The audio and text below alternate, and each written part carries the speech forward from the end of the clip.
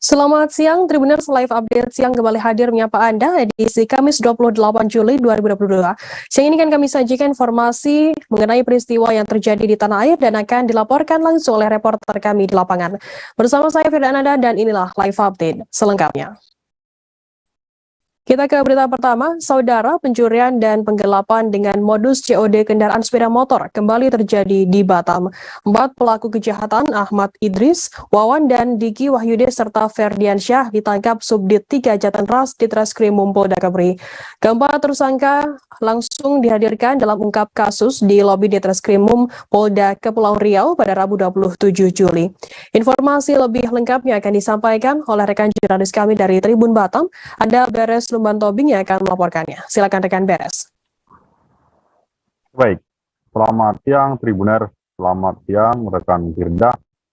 Perlu kami informasikan begitu bahwa Direktorat Reserse Kriminal Umum Polda Kepri kembali melakukan ungkap kasus begitu, mengamankan 4 tersangka kasus sindikat kejahatan pencurian sepeda motor spesialis roda 2. Nah, 4 orang pelaku berhasil diamankan di beberapa lokasi ataupun TKP yang berbeda.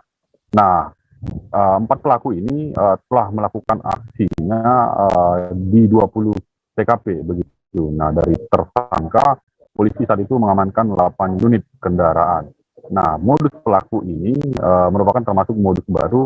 Jadi mereka mencari target ataupun korban begitu lewat via medsos. Jadi ketika ada konsumen yang memposting kendaraan, langsung mereka chat begitu untuk diajak ketemuan ataupun dengan maksud membeli kendaraan tersebut. Namun saat dilakukan pertemuan begitu, nah pelaku ini langsung dengan modus mencoba begitu ataupun mau mencoba kendaraan tersebut apakah bagus begitu. Namun saat itu pula pelaku ini langsung membawa kabur. Nah, itu salah satu peran tersangka. Nah, untuk tersangka lainnya ada juga salah satu tersangka begitu mengaku oknum TNI ataupun TNI Gadungan. Nah, jadi pelaku ini perannya menjual barang bukti hasil curian kepada konsumen dengan meyakinkan bahwa motor tersebut merupakan legal, memiliki legal karena yang menjual merupakan oknum ataupun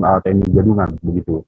Nah, jadi saat ini 4 pelaku itu sudah diamankan dan sudah direkam di sel tahanan. Nah, saat ini Direktorat Reserse Kriminal Umum Polda Kepri juga masih melakukan pengembangan apakah ada tersangka lainnya dan apakah ada barang bukti lainnya yang dijual para pelaku ini.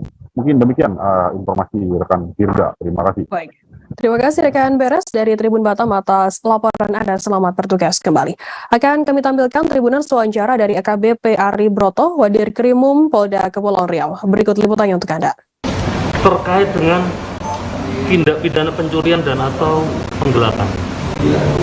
Kenapa mereka kita sebut pencurian dan atau penggelapan? Karena memang modus ini cukup baru yang kami temui di perkara ini, di mana para pelaku ini membuat janji dengan calon korban melalui FJB, kemudian janji di suatu tempat untuk COD, kemudian terhadap motor itu dengan alasan mau uji coba atau tes drive. Setelah dites, motor itu langsung dibawa kabur. Sudah berapa korbannya Pak sejauh ini Pak? Saat ini yang terdata di kami 20 orang.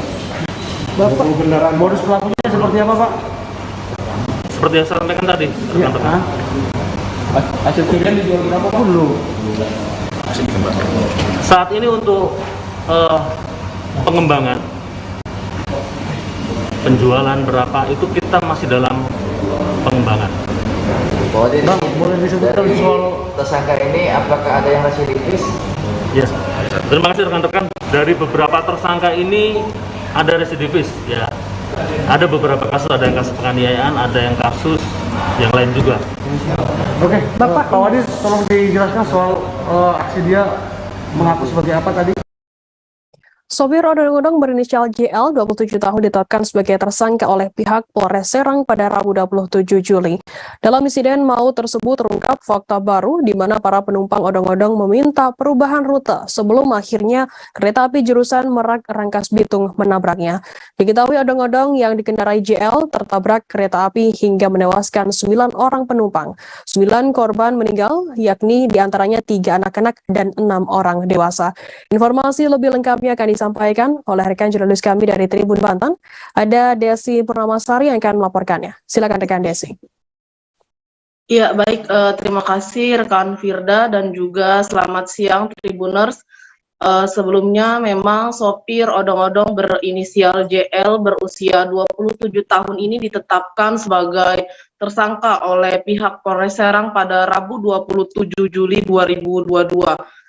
Sebelumnya odong-odong yang dikendarai oleh JL tertabrak kereta api jurusan Merak Rangkas Bitung hingga menewaskan 9 orang penumpangnya, diantaranya 3 orang penumpang anak-anak dan 6 orang lainnya penumpang dewasa.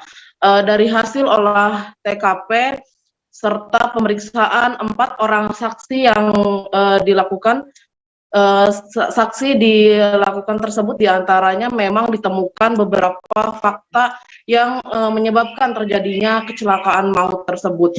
Hal ini diungkapkan oleh Kabid Humas Polda Banten AKBP Sinto Silitohang mengatakan bahwa berdasarkan hasil pemeriksaan terhadap tersangka memang ditemukan sejumlah fakta-fakta diantaranya yakni kendaraan odong-odong tersebut memang telah dilakukan intervensi atau modifikasi rangka sebelumnya, dan diperoleh informasi sesuai identifikasi odong-odong tersebut memang merupakan kendaraan Isuzu Fatner tahun 2010 bernomor polisi B1156 WTK, jenis mobil penumpang yang memang seharusnya tidak untuk dimodifikasi, dan barang tersebut dibelinya dari daerah Ciledug antara Juni sampai bulan Juli 2022 ini, yang dibeli dengan harga senilai 80 juta rupiah. Selain itu, pada saat berkendara JL ini juga melakukan pemutaran musik anak-anak yang cukup keras sehingga pada saat melintas di rel kereta api dan juga diperingati oleh warga sekitar, JL mengaku tidak mendengar adanya peringatan tersebut karena kerasnya suara musik yang diputarnya saat berkendara tersebut. Selain itu, Sinto juga menuturkan bahwa memang diperoleh fakta-fakta lainnya, yakni pada saat berkendara juga penumpang memang sempat meminta untuk tidak melintasi TKP tersebut, namun memang permintaan dari para penumpang itu diabaikan oleh supir odong-odong tersebut sehingga supir odong-odong itu tetap berbelok ke arah petir dan menuju tempat lokasi kejadian. Lantaran memang pada saat itu di depan odong-odong tersebut juga adanya tur odong-odong lainnya yang juga ikut konvoy pada saat berkendara itu. Jadi pada saat kejadian memang terlihat adanya beriringan antara odong-odong yang satu dengan odong-odong yang lainnya. Hal ini juga Sinto mengatakan bahwa lagi-lagi supir odong-odong ini memang abai dan tidak menuruti permintaan dari penumpangnya untuk tidak melewati TKP tersebut.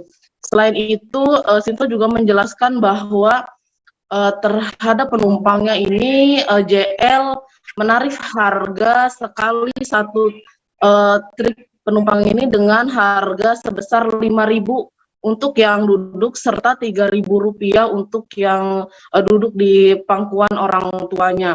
Dan dalam satu kali trip, sopir odong-odong ini dapat menghasilkan sebanyak Rp80.000 atau sampai Rp100.000. Selain itu, JL juga dikedapati bahwa tidak memiliki SIM golongan A yang memang disesuaikan untuk kompetensinya seperti itu. Selain itu, Dalam hal ini pihak kepolisian juga menuturkan bahwa JL akan dilakukan penahanan selama 20 hari ke depan terhitung sejak ia ditetapkan sebagai tersangka yakni pada Rabu 27 Juli 2020 sehingga hal itu juga akan diperpanjang untuk masa 2 kali 30 hari penahanan. Hal ini dilakukan guna kepentingan penyelidikan juga pengumpulan berkas-berkas yang nantinya akan naik ke pengadilan. Selain itu, Sinto juga menegaskan bahwa saat ini pihaknya sedang mengejar pembuat modifikasi dari odong-odong tersebut dan juga pemilik dari odong-odong tersebut atau bengkel geng modifikasi mobil menjadi odong-odong. Dalam hal ini pihaknya juga menuturkan bahwa JL diancam penjara selama 6 tahun dan denda 12 juta. Tersangka juga dikenakan pasal berlapis oleh pihak kepolisian yakni pasal 310 ayat 2, ayat 3 dan ayat 4 Undang-Undang Nomor 22 Tahun 2019 tentang kelalaian berkendara yang mengakibatkan laka lantas hingga orang meninggal dunia dan luka-luka dengan pidana ancaman 6 tahun dan denda maksimal 12 juta. Begitu rekan Firda. Baik, terima kasih rekan Desi dari Tribun Banten atas laporan Anda. Selamat bertugas kembali. Akan kami tampilkan Tribuners wawancara dari KBP Sinto Silitonga, Kabid Humas Polda Banten, dan berikut liputannya untuk Anda. Kami Bapak Subdit Laka Direktorat Penegakan Hukum Korlantas Polri, Kombes Pol Hotman Sirait, yang bersama dengan tim berada di tengah-tengah kita untuk melaksanakan asistensi atas peristiwa yang menyerap atensi publik pasca peristiwa laka Borono kemarin. Kemudian di depan kita juga ada Bapak Dirlantas Polda Banten yang memang sejak awal di TKP sudah menurunkan tim traffic accident pertama Herianto. Bapak Kapolda Banten Irjen Pol Profesor Dr. Rudi Herianto sejak awal berdoa buat korban semoga bisa diberikan kesembuhan dalam waktu yang dekat ke depan. Kemudian yang kedua, sejak peristiwa terjadi kemarin, Direktorat Lalu Lintas Polda Banten bahkan telah menurunkan tim. Hukuman penjara paling lama 5 tahun dan denda 1 miliar rupiah dikenakan Polres Pangkal Pinang terhadap 4 tersangka yang diduga terlibat dalam kasus tambang inkonvensional atau TI di air mawar Bukit Intan, Pangkal Pinang. Keempat tersangka yakni DA 42 tahun sebagai pemilik TI, HR 42 tahun oknum wartawan yang membackup TI, kemudian AR 43 tahun oknum ASN Kabupaten Bangka yang merupakan koordinator lapangan, dan DN 29 tahun yang merupakan pekerja tambang. Kasat Reskrim Polres Pangkal Pinang AKP Adi Putra mengatakan keempat tersangka diringkus unit Tipiter pada Selasa 26 Juli lalu sekitar pukul 14:30 waktu Indonesia Barat. Sejumlah barang bukti pun ikut diamankan, diantaranya ada 2 unit mesin air hingga beberapa selang dan pipa yang digunakan untuk mencari timah. Informasi lebih lengkapnya akan disampaikan oleh rekan jurnalis kami dari Bangka Pos, ada Rizky Irianda Pahlevi yang akan melaporkannya. Silakan rekan Rizky. Ya, Firda, pada Selasa 26 Juli lalu, sekitar pukul 14.30, unit Tipiter Satreskrim Polres Pangkal Pinang berhasil menangkap 4 pelaku yang melakukan aktivitas pertambangan inkonvensional di air mawar, Kota Pangkal Pinang. Keempat pelaku tersebut memiliki peran yang berbeda-beda. Pertama, Heri Sugianto, yang merupakan seorang oknum wartawan yang dalam hal kasus ini aktivitas ilegal tersebut. Lalu juga ada seorang ASN yang berdinas di Kabupaten Bangka, yakni Ade Rahmat yang berperan sebagai koordinator lapangan atau merupakan anak buah dari Heri Sugianto. Lalu juga Darto alias Akong yang merupakan pemilik TI dan Darnanto yang merupakan pekerja TI. Dalam kegiatan ini TI ini memberikan upah 20.000 per kilogram timah kepada Heri Sugianto. Yang lalu dengan hasil tersebut Heri ini memberikan upah kepada Ade Rahmat yang merupakan ASN yang mengatur segalanya di lokasi TI itu dan memberikan upah sebesar 400.000, dan 400.000 ini baru diberikan setelah 3 hari aktivitas tambang ilegal tersebut beroperasi. Sementara itu, keempat tersangka yang kini sudah dilakukan penahanan juga dikenakan Undang-Undang Nomor 3 Tahun 2020 tentang pertambangan mineral dan batu bara dan Pasal 158 UU Minerba yang menyatakan bahwa kegiatan penambangan tanpa izin dapat dipidana dengan pidana hukuman penjara paling lama 5 tahun dan denda 1 miliar. Demikian, Firda. Ya, baik. Terima kasih rekan Rizky atas laporan Anda. Selamat bertugas kembali. Kita beralih ke informasi lainnya, Saudara. Kecelakaan lalu lintas terjadi di ruas Jalan Muntok, Pangkal Pinang, tepatnya lewat tikungan S, Desa Air Limau, Kecamatan Muntok, Bangka Barat, Provinsi Kepulauan Bangka Belitung pada Selasa 26 Juli. Peristiwa kecelakaan tersebut melibatkan mobil CR-V milik Sekretaris Daerah atau Sekda Bangka Barat, Muhammad Soleh, dengan pengendara sepeda motor bernama Dr. Setia Hermawan yang bertugas di Puskesmas Simpang Teritip. Akibat kejadian tersebut, pengendara motor dikabarkan tewas selesai dilarikan ke Rumah Sakit Umum Daerah. Informasi lebih lengkapnya akan disampaikan oleh rekan jurnalis kami dari Bangka Pos, ada Yuranda yang akan melaporkannya. Silakan rekan Yuranda. Ya, Firda, baik saya sampaikan dari Kabupaten Bangka Barat, Provinsi Kepulauan Bangka Belitung. Pada kemarin, Selasa 26 Juli 2022, menjelang maghrib, peristiwa kecelakaan itu terjadi di Pangkal Pinang Muntok, tepatnya di tikungan S Desa Air Limau, Kabupaten Bangka Barat, di mana peristiwa itu melibatkan mobil CR-V yang dikendarai oleh ajudan Sekda bersama supir. Maksud kami dikendarai supir Sekda, ajudan, dan Sekda yang di dalamnya, dan juga Kadis Pariwisata. Ya, mereka baru usai melakukan kunjungan dari satu acara di Desa Pelangas. Tiba di jalan tersebut, kendaraan Sekda itu mau mendahului sebuah truk yang berada di depannya. Namun belum sampai terdahului, baru setengah badan truk, muncullah satu unit kendaraan bermotor yang dikendarai oleh dokter yang bertugas di rumah sakit, maksud kami Puskesmas Simpang Teritip. Namun hingga tidak terkelakkan lagi, kendaraan itu langsung menabrak, maksud kami mobil Sekda itu langsung menabrak kendaraan bermotor di depannya dan membanting setir ke sebelah kiri, sehingga bersenggolan dengan sebuah truk yang berada tepat di sebelah kiri mobil Sekda tersebut.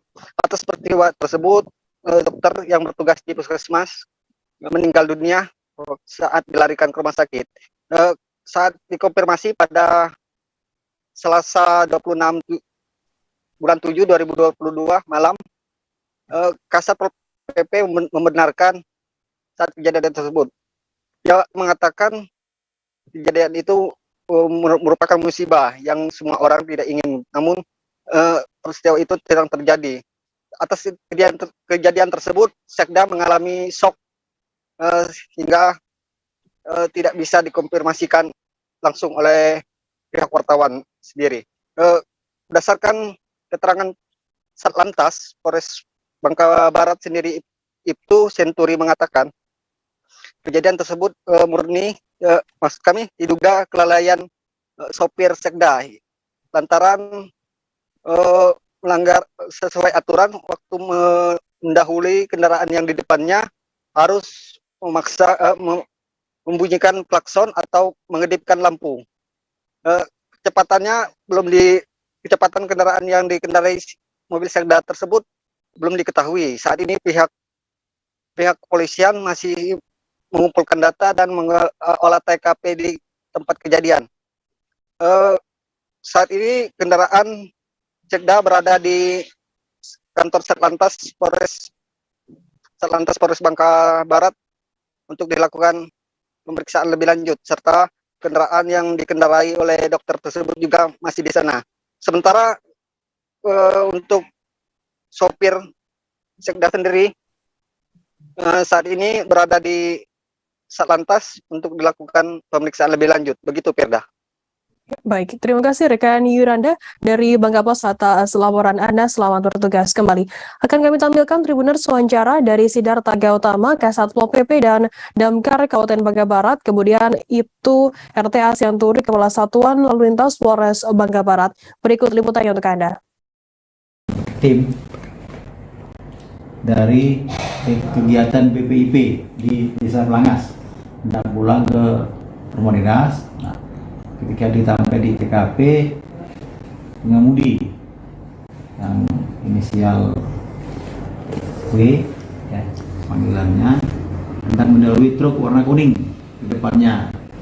Dia sudah berusaha untuk memberikan tanda pakai BIM, tapi kendaraan yang dari arah berlawanan sepeda motor yang dikendarai oleh seorang dokter, ya,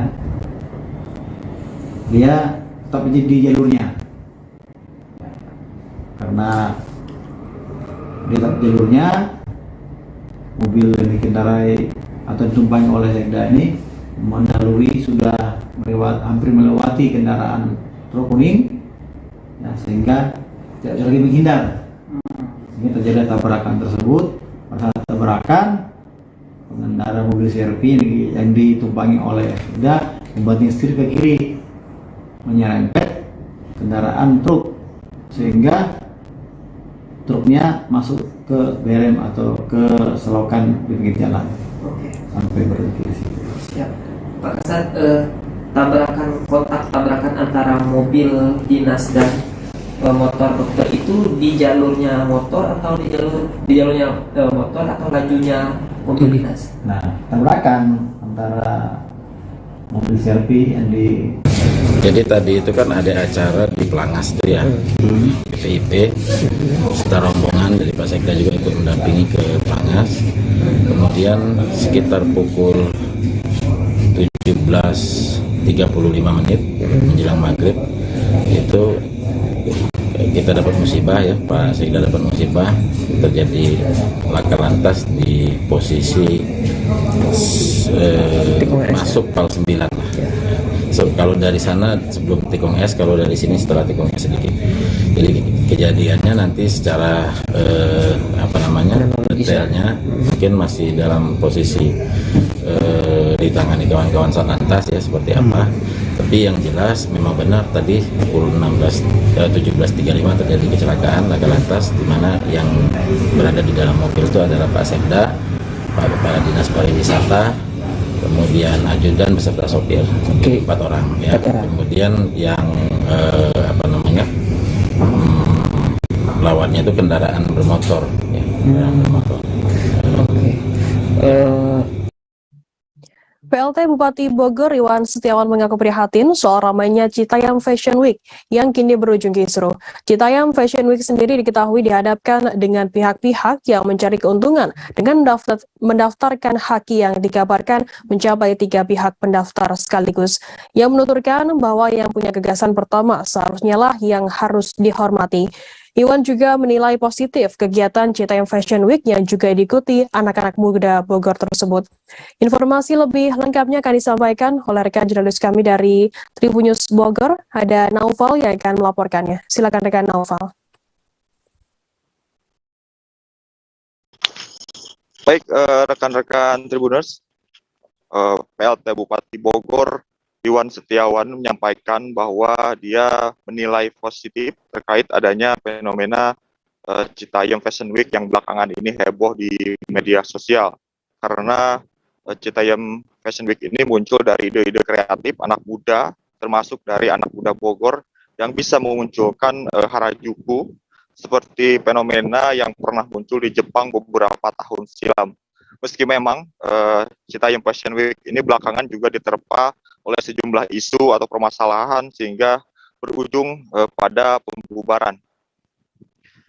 Iwan Setiawan juga menyampaikan dia sempat menyinggung terkait adanya sejumlah pihak yang mencoba memanfaatkan Citayam Fashion Week ini dari segi keuntungan atau bisnis.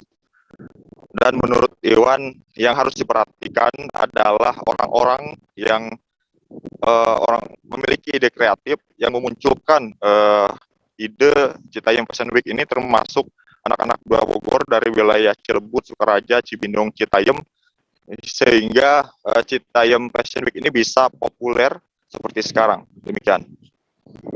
Ya, baik, terima kasih rekan Naufal dari Tribun News Bogor atas laporan Anda. Selamat bertugas kembali. Akan kami tampilkan Tribuners wawancara dari Iwan Setiawan, PLT Bupati Bogor. Berikut liputannya untuk Anda. Yang pertama punya ide yang naluri, yang alami, itu yang dihormatin. Jangan sekarang udah rame, dibikin hak cipta dipegang oleh orang yang berduit, yang ini hormatin orang yang dengan tulus membuat mereka rame, itulah sejarah orang-orang Bogor ya, Citayam, Cibinong yang sudah membidani. Tapi sekarang saya agak prihatin karena ditumpangi oleh kepentingan bisnis, itu aja. Tapi menilai positif nggak? Positif, anak Bogor itu kreatif. Bisa melahirkan arah juku di Crazy Rich Gerobokan Joko Suranto menghadirkan sebuah bangunan musola di kantor Buana City Building, Bandung dengan nama Musola Al-Mumtaz Eril. Video peluncuran Musola Al-Mumtaz ini pun direpost oleh Ridwan Kamil selaku ayah dari mendiang Emeril Khan Mumtaz melalui akun Instagramnya sehingga disukai sebanyak 30.000 orang. Joko Suranto menyampaikan bahwa dibuatnya Musola Al-Mumtaz ini terinspirasi dari Emeril Khan Mumtaz atau yang akrab disapa Eril, yang mengaku mendengar dan melihat ada orang yang mengatakan bahwa Ridwan Kamil mengemis-kemis untuk pembangunan Masjid Al-Mumtaz di Cimaung, Kabupaten Bandung, Jawa Barat. Informasi lebih lengkapnya akan disampaikan oleh rekan jurnalis kami dari Tribun Jabar. Ada Nandri Prilatama yang akan melaporkannya. Silakan rekan Nandri. Ya, terima kasih rekan Firda. Selamat siang Sobat Tribuners.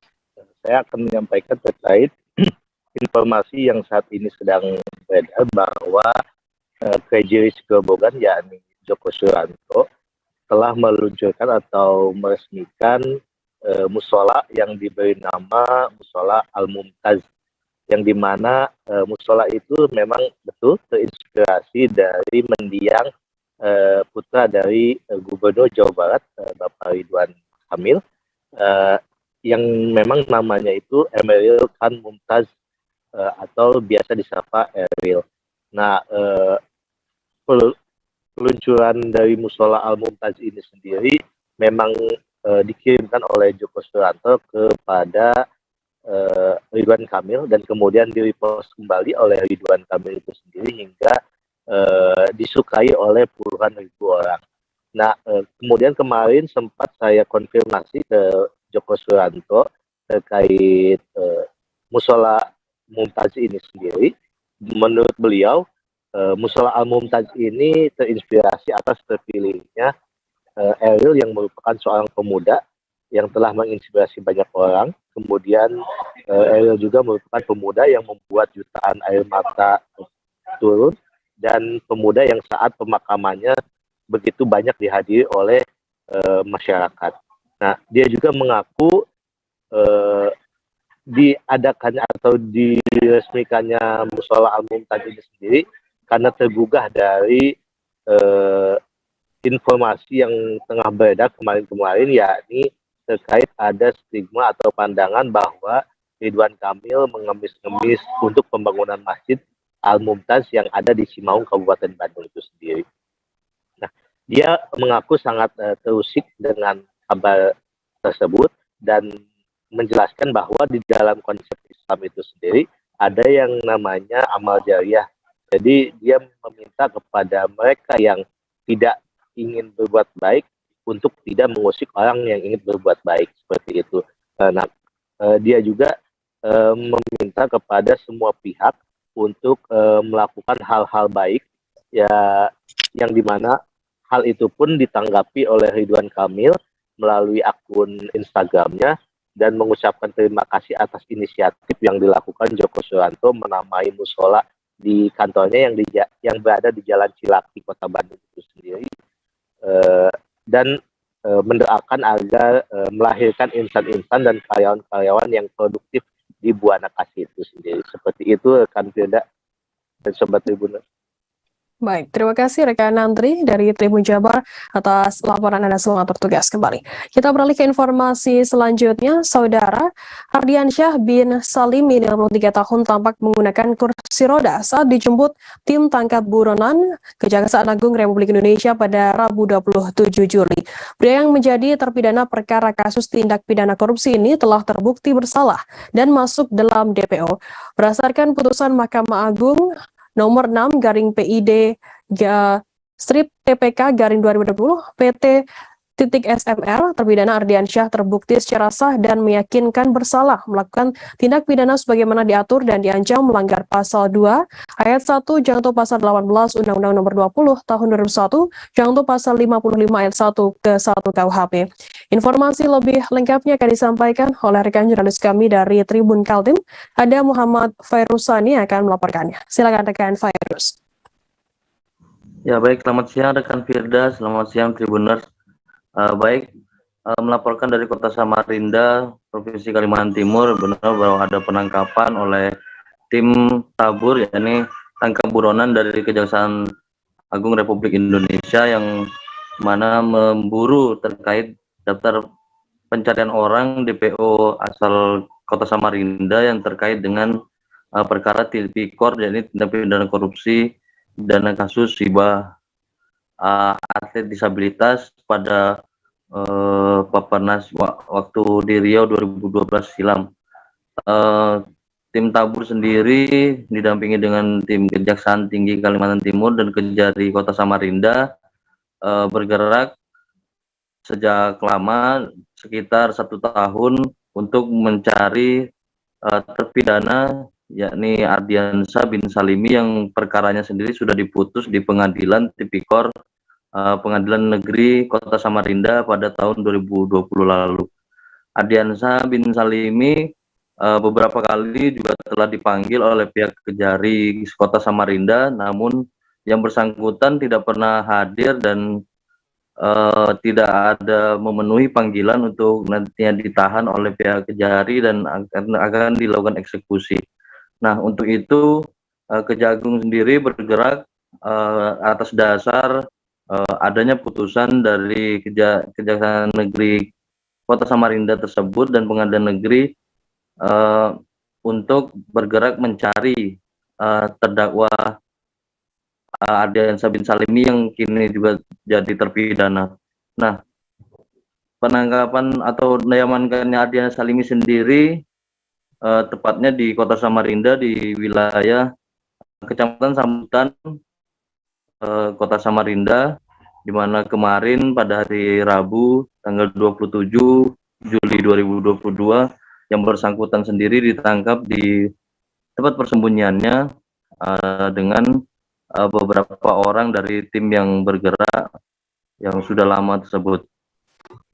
Sekilas tentang kasus ini sendiri, Ardiansyah bin Salimi terbukti dalam perkara tindak pidana korupsi yang mengakibatkan kerugian negara dalam artian pengadaan barang dan jasa pada waktu untuk peserta training atau TC penelitian kontingen Paralimpik di kegiatan Papernas tahun 2012 di Riau lalu dengan kerugian negara sekitar 3,63 miliar.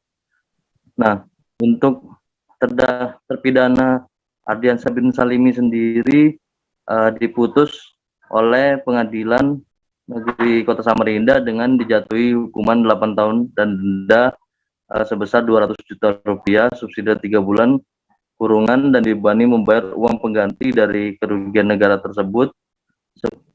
Lalu terpidana juga dibebankan jika tidak bisa mengganti selama dalam kurun waktu 1 bulan maka akan ada harta bendanya yang dilelang, namun jika tidak sanggup juga untuk mengganti uang pengganti tersebut, Ardiansyah bin Salimi juga akan terkena pidana penjara selama 2 tahun. Demikian rekan Firda. Ya baik, terima kasih rekan Fairuz dari Tribun Kaltim atas laporan Anda. Selamat bertugas kembali. Dari Kaltim kita beralih ke Sultra. Saudara, sempat mangkrak pembangunan jalan dekat Jembatan Kuning, Sungai Wanggu, Kota Kendari, Sulawesi Tenggara kini akan dilanjutkan. Hal itu ditandai dengan pengecekan lahan lokasi pembangunan jalan. Jalan yang akan dibangun masuk ke dalam 2 wilayah, diantaranya ada Kelurahan Lalulara, Kecamatan Kambu, dan Kelurahan Bende, Kecamatan Gadia. Tim persiapan penanganan tanah yang terdiri dari unsur Dinas Perumahan Provinsi Sultra, BPN Kota Kendari, pemerintah Kelurahan dari Bende, dan Lalulara. Informasi lebih lengkapnya akan disampaikan oleh rekan jurnalis kami dari Tribun Sultra, ada Amelda Devi yang akan melaporkannya. Silakan rekan Amelda. Ya baik, terima kasih rekan Firda. Untuk diketahui Jembatan Kuning Sungai Wanggu ini memang telah dimulai pembangunannya itu sejak 2017 dan rampung sekiranya tahun 2020 lalu, tapi namun jembatan ini kan memiliki dua sisi atau dua jalur kiri dan kanan, namun untuk penggunaannya sendiri hingga saat ini baru di satu sisi.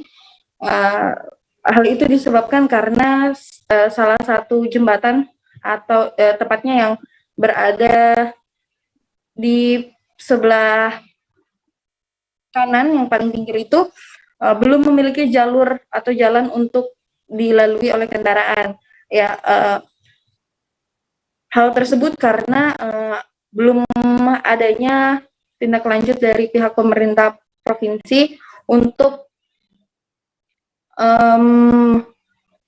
membebaskan lahan di sekitar area tersebut karena memang lahan tersebut milik warga dan kemarin tepatnya di hari Rabu pihak Satuan Kerja Perangkat Daerah Balai Pembangunan Jalan dan Jembatan Provinsi Sulawesi Tenggara itu turun langsung ke lokasi untuk mengecek lokasi lahan atau tanah milik warga yang diperkirakan akan terkena jalur pembangunan jalan untuk Jembatan Kuning Sungai Wanggu ini.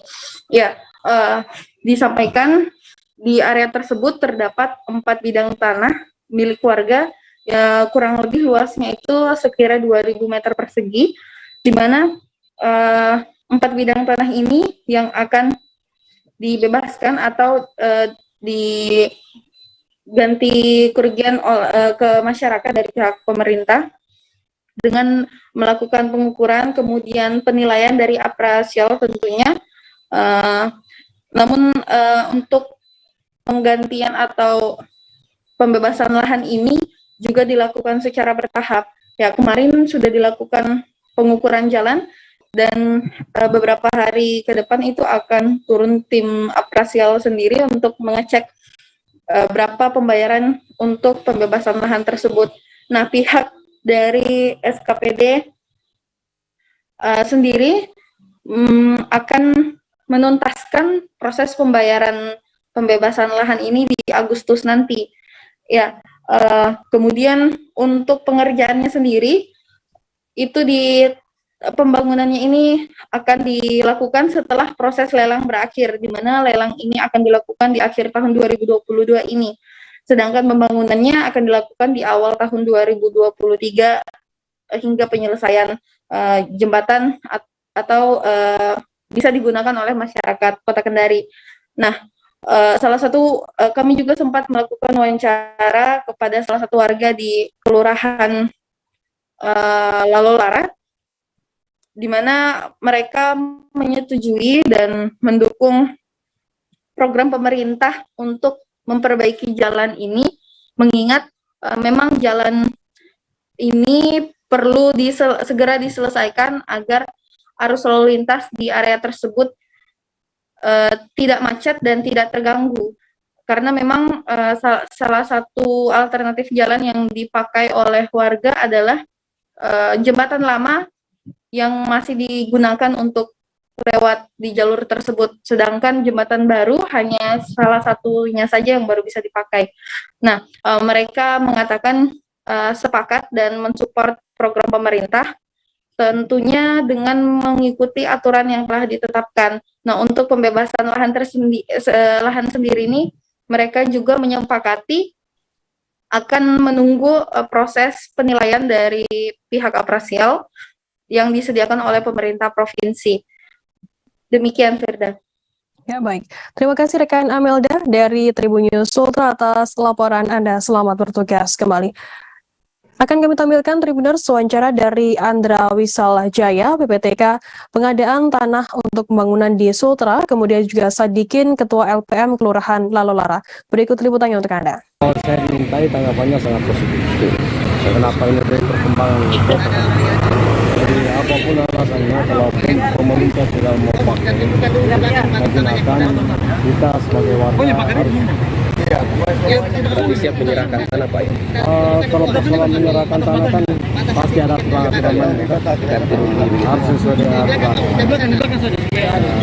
Kalau aturan sudah mengatakan Pak dari pemerintah rencana pembangunan penyelesaian jembatan kuning Sungai Wanggu.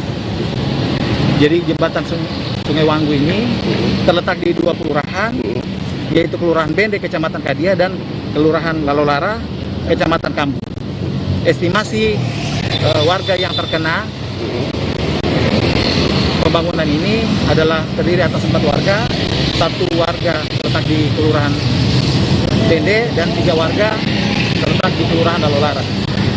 Anggarannya untuk pengadaan tanah dibiayai oleh pemerintah Provinsi Sulawesi Tenggara melalui Dinas Perumahan Rakyat, sedangkan untuk pembangunan penyelesaian jembatan ini akan diberikan tanggung jawab kepada SKPD Balai Pembangunan Jalan Jembatan Provinsi Sulawesi Tenggara untuk tahun anggaran 2023 kira-kira. Setelah peninjauan ini mungkin langkah selanjutnya yang mau dilakukan ini? Setelah ini hasil pengukuran sudah ada, kemudian kita undang masyarakat untuk melakukan konsultasi publik terhadap luas tanah dan luas bangunan. Untuk hasil pengukuran hari ini ada berapa meter Pak? Untuk ada 4 warga, 4 bidang. 4 bidang. Kemudian luasannya kurang lebih yang akan dibebaskan kurang lebih sekitar 2.000 meter. Sekitar 2.000 meter. Untuk pembangunan SMT itu Pak, itu diperkirakan kapan baru bisa dimulai? Untuk pembangunannya kira-kira belangnya itu akhir tahun 2022, bangunan awal tahun 2023. Untuk penyelesaian jembatan ini, kan ini masih mangkrak ya, oleh Satker SKPD Balai. Puluhan masyarakat Desa Halimodo, Kecamatan Tasifeto Timur, Kabupaten Belu, mendatangi DPRD Belu pada Rabu 27 Juli. Masyarakat datang mengadu ke DPRD terkait tanah pemali atau railulik yang terletak dalam kawasan hutan lindung dirusak oleh oknum warga dari desa tetangga, yakni Desa Maudemu, Kecamatan Lamaknen. Dalam surat pengaduan warga Desa Halimodo disebutkan, tindakan pengerusakan di tanah pemali ini dalam bentuk penebangan ratusan pohon jati, johar, dan pohon putih, pengerusakan tempat-tempat mesbah, pengerusakan sarang lebah dan kuburan. Informasi lebih lengkapnya akan disampaikan oleh rekan jurnalis kami dari Pos Kupang, ada Teni Jenahas yang akan melaporkannya. Silakan rekan Teni.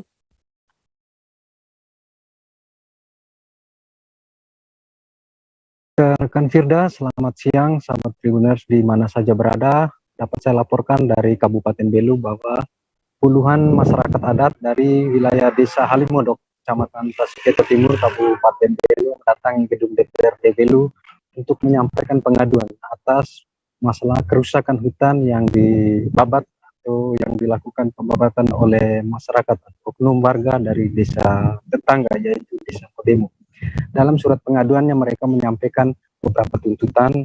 Yang pertama, untuk Dinas Konservasi, dalam hal ini Dinas Kehutanan, untuk mempertanggungjawabkan tugasnya karena telah lalai dalam menjalankan tugas sehingga terjadi kerusakan hutan di wilayah tersebut.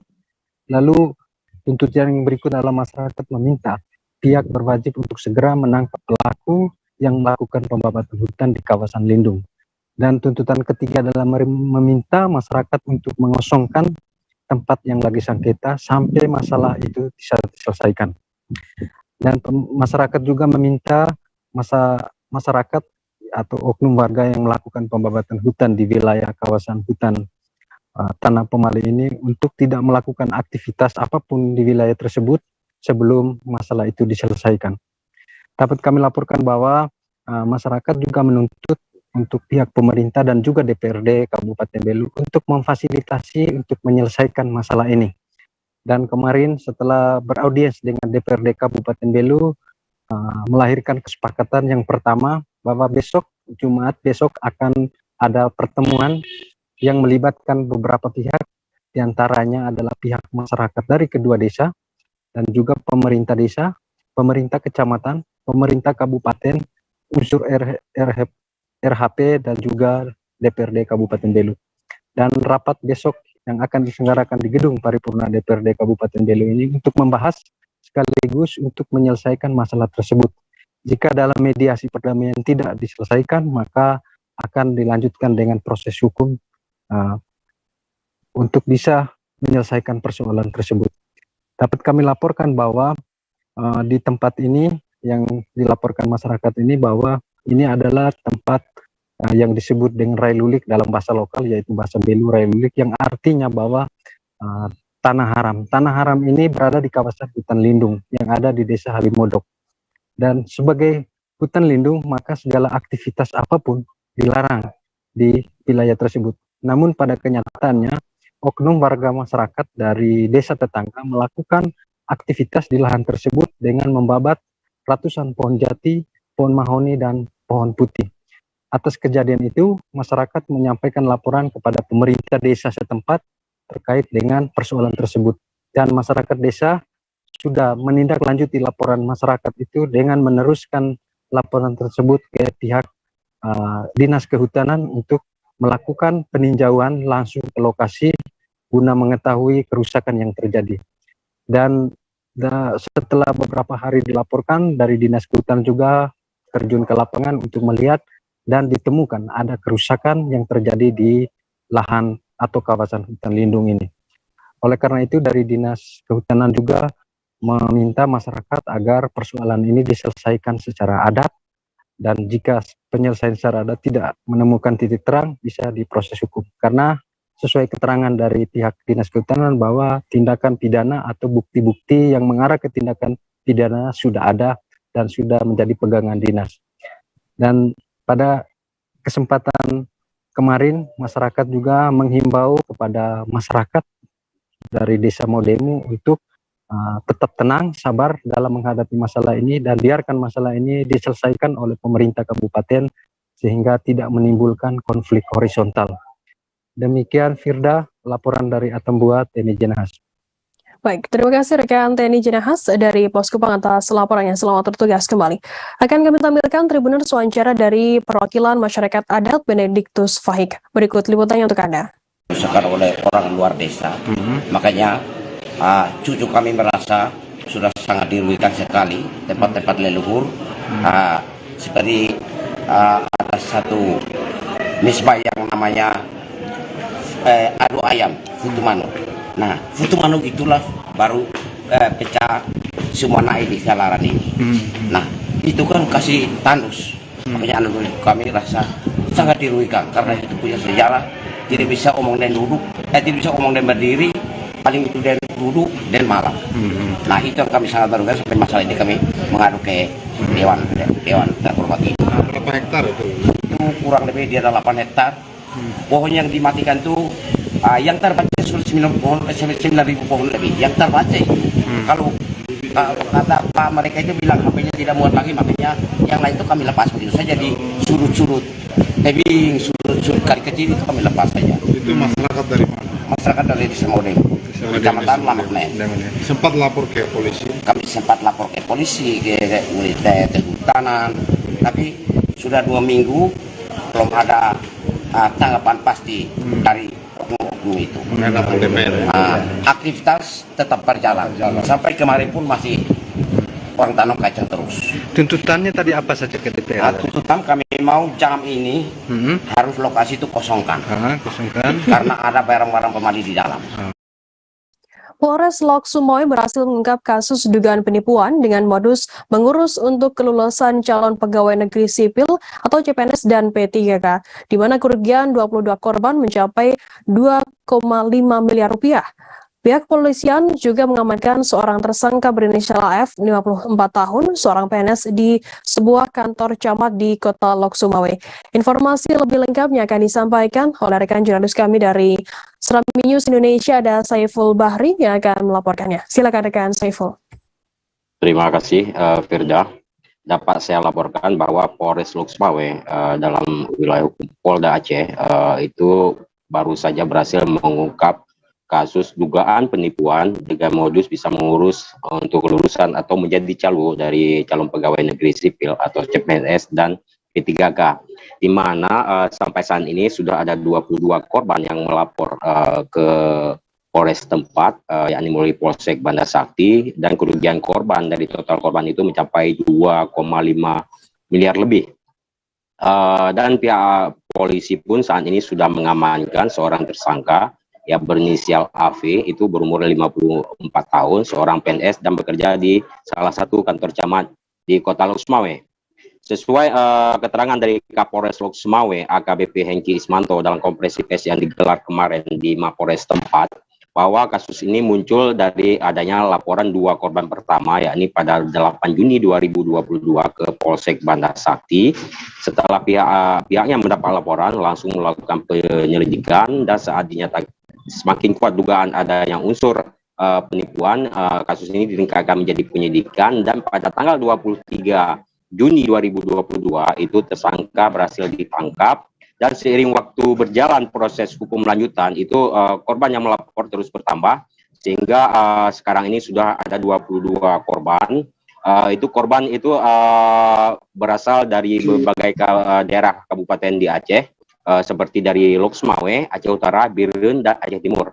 Mereka ada yang memang bekerja sebagai PNS, mungkin mengurus pihak keluarganya, tenaga honorer, wira swasta, dan juga bahkan ada yang mahasiswa. Dan saat ini proses hukumnya sedang proses pelengkapan berkas, dan dalam waktu dekat akan dilimpahkan ke Kejaksaan Negeri Kota Loksmawe. Sedangkan modus operandi dari tersangka sendiri itu berawal pada tahun 2019 saat pemerintah membuka formasi penerima CPNS melalui kategori honorer K2 dan juga P3K, sehingga saat itu tersangka mencari mangsa untuk menipu korban, dan dia meyakinkan korbannya sehubungan dia merupakan seorang PNS, di mana tersangka dalam merayu korban itu yang pertama dia berjanji bisa meluluskan seseorang menjadi CPNS atau P3K dengan syarat bisa memberi uang, dan juga melengkapi sejumlah syarat administrasi seperti ijazah, KTP, KK, akte kelahiran, surat bebas narkoba, serta juga ada kartu kuning dan SKCK. Dan bahkan tersangka juga berjanji kepada korban akan segera pihak korban menerima SK pengangkatan mereka dan bisa ditempatkan di dinas manapun korban yang mau, di mana maksudnya di mana korban mau ditempatkan bisa diurus oleh tersangka. Namun semuanya bahwa uang yang diberikan para korban dengan jumlah bervariasi antara 2 juta sampai ada yang 700 juta rupiah itu digunakan untuk kepentingan pribadi korban. Bahkan berkas yang diberikan itu telah dibakar oleh korban sendiri. Di samping itu juga untuk meyakinkan korban, tersangka juga berpura-pura seakan mengirimkan daftar usulan nama-nama calon PNS ataupun P3K yang dibuat sendiri dan menggunakan kop Badan Kepegawaian Negara Kantor Regional 8 Banda Aceh, serta juga membuat surat perjanjian korban dengan mencatut nama Kepala Kepegawaian dan Pengembangan Sumber Daya Manusia Kota Loksmawe lengkap dengan stempel yang dibuat tersangka sendiri. Namun setelah ditunggu-tunggu berapa lama, ternyata tidak ada jawaban ataupun korban sudah merasa tertipu sehingga selanjutnya melapor ke Polres Loksmawe. Jadi didasari kejadian ini, makanya Kapolres Loksmawe mengimbau masyarakat bahwa untuk sekarang ini jangan percaya terhadap calon CPNS, karena proses penerimaan CPNS sekarang ini dilakukan secara transparan dari mulai pendaftaran hingga tingkat kelulusan. Demikian, Firda. Ya, baik, terima kasih rekan jurnalis dari Selmi News Indonesia atas laporan Anda. Selamat bertugas kembali. Akan kami tampilkan Tribuners wawancara dari AKBP Hengki Ismanto, Kapolres Loksmawe, dan berikut liputannya untuk Anda.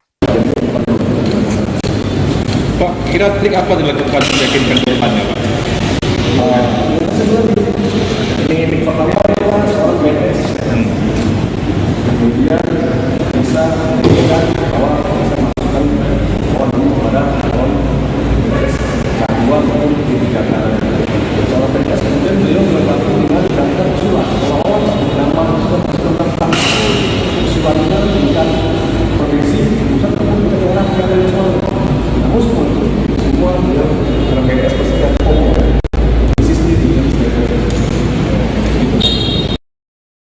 Sidang tuntutan dugaan kekerasan seksual sekolah Selamat Pagi Indonesia atau SPI Batu dengan terdakwa Julianto Eka Putra atau berinisial JE digelar di Pengadilan Negeri Kelas 1A Malang pada Rabu 27 Juli.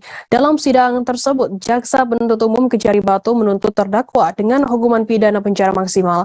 Terdakwa dituntut dengan pasal 81 ayat 2 Undang-Undang RI nomor 23 tahun 2002 tentang perlindungan anak sebagaimana telah beberapa kali diubah terakhir dengan Undang-Undang Nomor 17 Tahun 2016 tentang penetapan peraturan pemerintah pengganti Undang-Undang Nomor 1 Tahun 2016 tentang perubahan kedua atas Undang-Undang Nomor 23 Tahun 2002 tentang perlindungan anak menjadi Undang-Undang Jangto Pasal 64 Ayat 1 KUHP dengan ancaman hukuman pidana penjara selama 15 tahun dan denda 300 juta subsidi 6 bulan kurungan.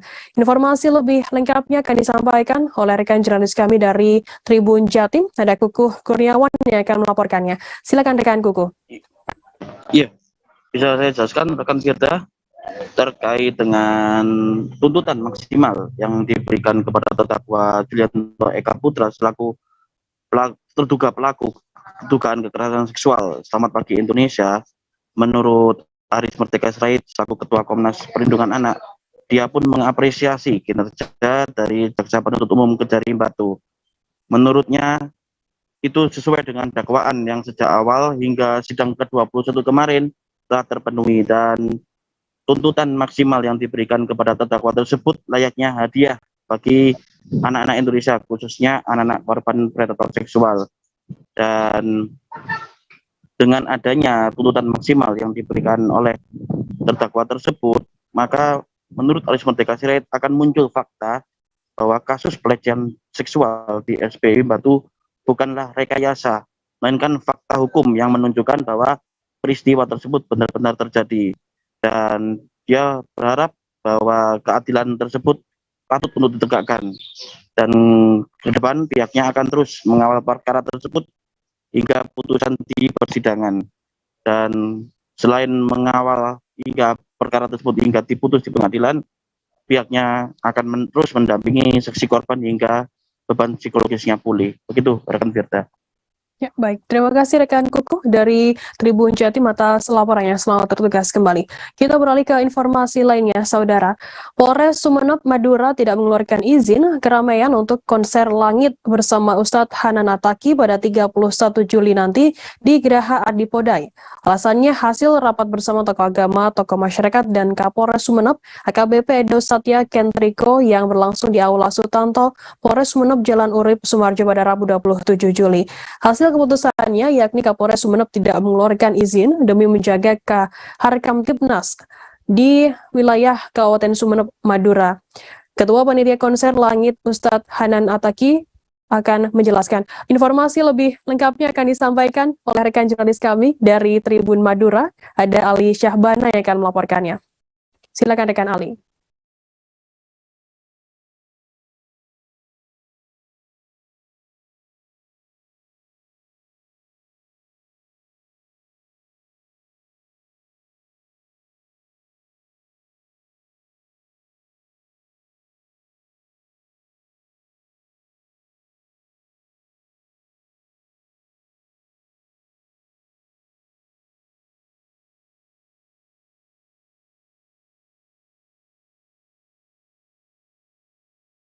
Beralih ke informasi lainnya, Saudara, Dinas Pertanian dan Peternakan Kabupaten Penukal Abab Lematang Ilir atau Pali, Sumatera Selatan menetapkan wilayah Kecamatan Penukal Utara sebagai daerah wabah virus penyakit mulut dan kuku atau PMK.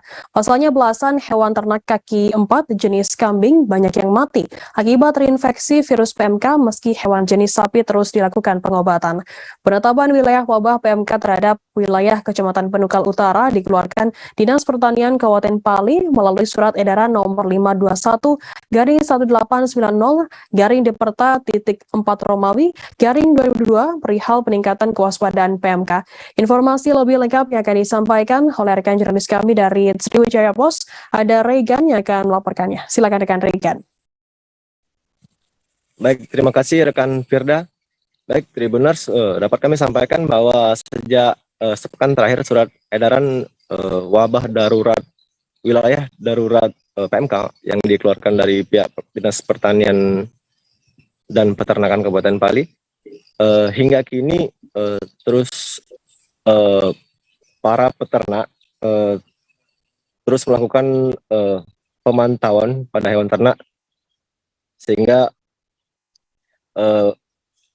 dilakukan agar supaya bisa seperti kandang, dibersihkan, kemudian asupan gizi, sehingga dijauhkan dari pemukiman masyarakat. Kemudian juga tidak digabung dengan hewan ternak jenis kambing dan hewan jenis sapi ya. Di Kecamatan Penukal Utara sendiri, darurat PMK ini itu ada 13 desa, di mana tiap desa minimal ada satu peternak. Terus dilakukan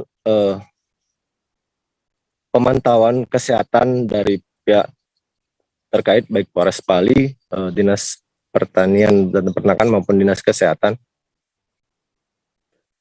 Karena pemantauan dilakukan sejak intensif sejak sepekan terakhir dengan banyaknya hewan jenis kambing yang belasan, secara pasti tidak dipublikasi jumlah hewan jenis kambing yang mati, namun puluhan sapi juga terjangkit PMK.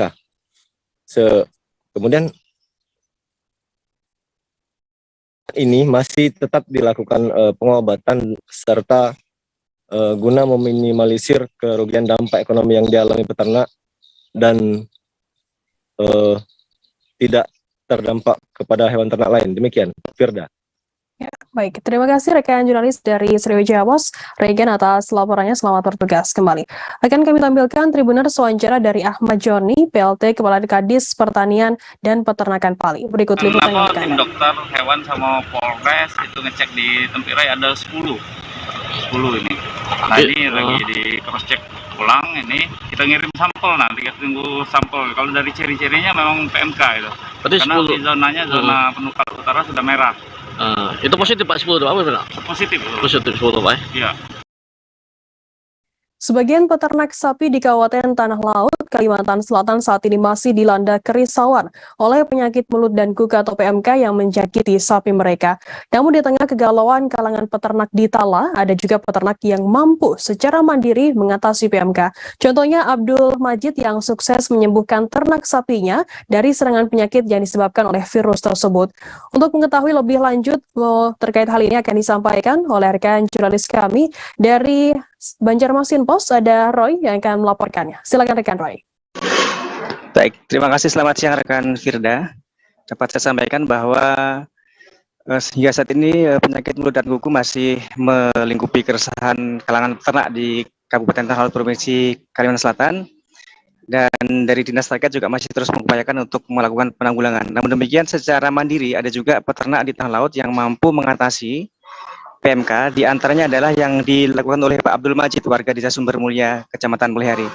Jadi beliau menggunakan sejumlah bahan ya, di antaranya ada amoksisilin, kemudian menggunakan lemon, kebetulan punya tanaman kebun lemon, dan kemudian menggunakan semacam cairan pengusir lalat.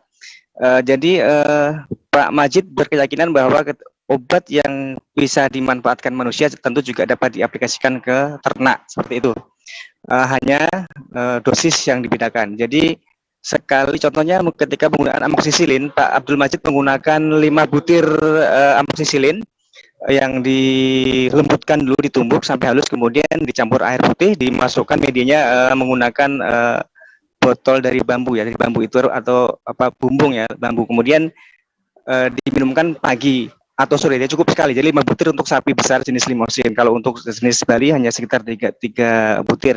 Kemudian lemon itu untuk kalau yang amoksisilin tadi untuk mengatasi luka, karena ternak ketika terpapar PMK dia akan mengalami luka di bagian kuku ya, seperti itu. Nah, kemudian untuk mengatasi sariawan panas dalam di bagian hidung, mulut dan bibir yang sariawan, dia menggunakan lemon. Kebetulan Pak Majid ini mempunyai kebun lemon. Tapi menurut beliau ketika katakanlah tidak ada yang memiliki lemon, bisa menggunakan asam jawa atau asam kamal kalau di Kalimantan Selatan menyebut seperti itu. Nah kemudian selain itu hal yang harus diperhatikan juga terhadap luka karena ketika sapi terpapar PMK tentu akan mengalami kesulitan berdiri ya, sehingga kemudian memunculkan luka di beberapa bagian tubuh. Nah, itu yang harus disemprot dengan menggunakan cairan pengusir lalat yang banyak dijual di pasaran. Nah, selain itu juga hal penting lain yang harus dilakukan, yakni menjaga kebersihan kandang. Jadi diupayakan kandang harus dalam kondisi kering atau setidaknya kotoran itu harus selalu dibersihkan setiap saat, karena ketika sapi terpapar PMK dan dia tidak bisa bangun, otomatis dia kencing maupun berak juga di tempat, sehingga harus telaten pemiliknya. Demikian rekan Firda.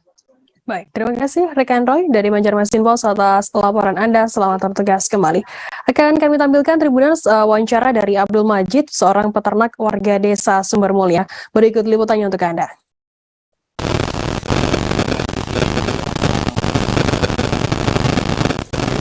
Harus selalu bersih Pak, ya, supaya tidak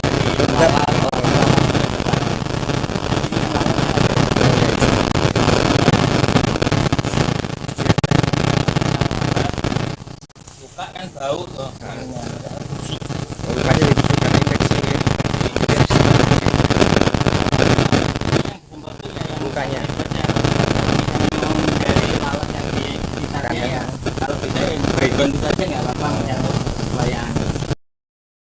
Satu persatu jemaah haji turun dari bis saat tiba di depan gedung asrama haji pada Selasa 26 Juli.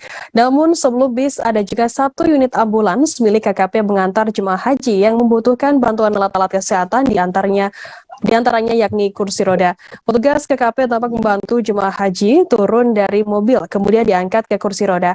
Ada 6 kursi roda yang sudah disediakan. Mereka juga mendorong kursi roda tersebut ke dalam aula tempat penyambutan jemaah haji oleh para pejabat. Informasi lebih lengkapnya akan disampaikan oleh rekan kami dari Tribun Batam. Ada Roma Ulisianturi yang akan melaporkannya. Silakan rekan Roma. Baik, terima kasih rekan Firda.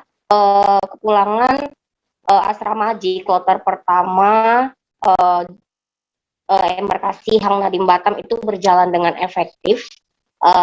Satu persatu jemaah haji turun dari bis pada hari 26 Juli 2022 lalu sekitar pukul 6 sore hari. Namun sebelum bis ada juga satu unit mobil ambulan milik KKP yang mengantarkan jemaah haji yang membutuhkan bantuan alat-alat kesehatan seperti kursi roda. Nah, tampak juga petugas KKP membantu jemaah turun dari mobil ambulan, kemudian diangkat naik ke kursi roda yang sudah disediakan. Mereka juga mendorong jemaah haji menuju aula yang sudah disediakan di asrama haji. Nah, sementara jemaah haji yang dari rombongan bis turun dengan sendirinya tanpa adanya bantuan. Namun untuk menurunkan tas dan barang-barang, jemaah haji dibantu oleh panitia pelaksanaan haji. Kemudian di barang tersebut di satu tempat, jemaah haji sudah turun dari bis. Mereka melihat barangnya masing-masing dengan sebuah koper yang sudah dituliskan nama mereka masing-masing. Nah, selama proses penyambutan ini, keluarga jemaah haji tidak diizinkan untuk masuk ke dalam asrama, melainkan mereka menunggu di luar pagar gedung asrama haji. Nah, cepetan belanja di Gemar, nggak pakai lama. Jemaah haji kloter pertama ini tergabung dalam 7 kabupaten kota di Kepri, semuanya dalam kondisi sehat dan tidak ada yang berkurang satupun. Namun ada 5 orang yang meninggal dunia, namun tidak berasal dari provinsi Kepri, melainkan dari Provinsi Riau yang masuk ke dalam embarkasi Batam.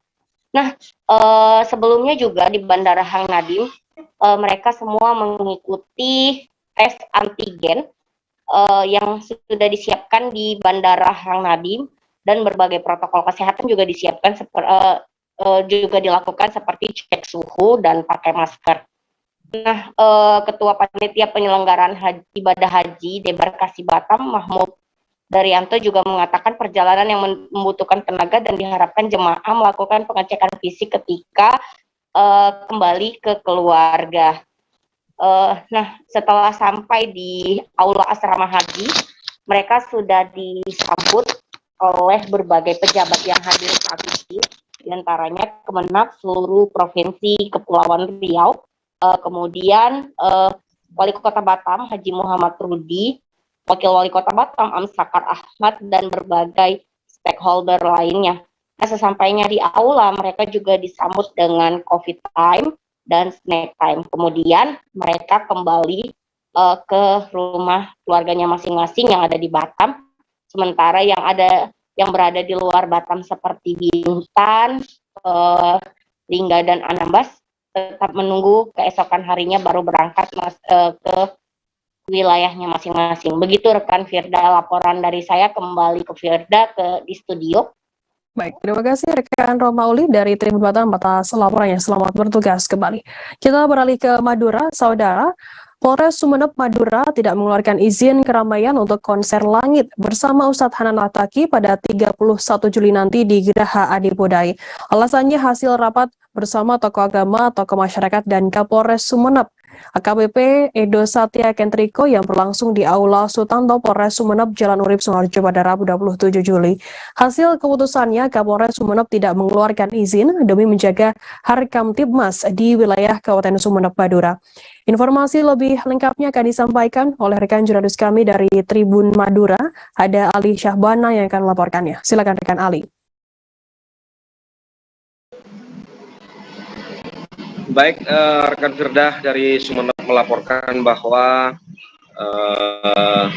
rencana konser Langit bersama Ustadz Hanan Ataki pada 31 Juli 2022 di Kabupaten Sumeneb Madura, Jawa Timur ini tidak mendapatkan surat izin dari kepolisian Polres Kabupaten Sumeneb karena setelah kita konfirmasi kepada Kasih Humas melalui Kasih Humas Polres Sumeneb kemarin, AKP Widiati Sutioning Tias, setelah ada rapat bersama para tokoh agama dan tokoh masyarakat, Kapolres Sumeneb memutuskan untuk tidak mengeluarkan izin keramaian acara konser Langit bersama Ustadz Hanan Ataki di Geraha Adipodai pada 31 Juli 2022 nanti. Hal itu disampaikan mengingat demi menjaga Harkam Tipmas di wilayah Kabupaten Sumeneb. Kita juga sempat menemui langsung Ketua Panitia Konser Langit bersama Ustadz Hanan Ataki, yakni bersama David. Ini mengatakan bahwa padahal konser Langit bersama Ustadz Hanan Ataki ini sudah mendapatkan rekomendasi dari Satgas Covid Kabupaten Sumeneb, cuman ini tidak mendapatkan izin keramaian dari pihak kepolisian. Ini membenarkan bahwa acara tersebut belum dapat izin dari pihak Polres Sumeneb. Untuk sementara seperti itu, Firdah. Cuman para peserta sudah ada sekitar 800-an yang mendaftar secara gratis. Ini acara gratis ya. Acara pada 31 Juli yang direncanakan itu. Cuman karena belum ada rekomendasi dari kepolisian, maka hal ini dibatalkan. Firdah, seperti itu. Baik, terima kasih rekan jurnalis dari Tribun Madura atas laporan Anda. Selamat bertugas kembali. Akan kami tampilkan Tribuners wawancara dari Ketua Panitia Konser Langit, Ustadz Hanan Ataki. Berikut liputannya untuk Anda. Salah namanya.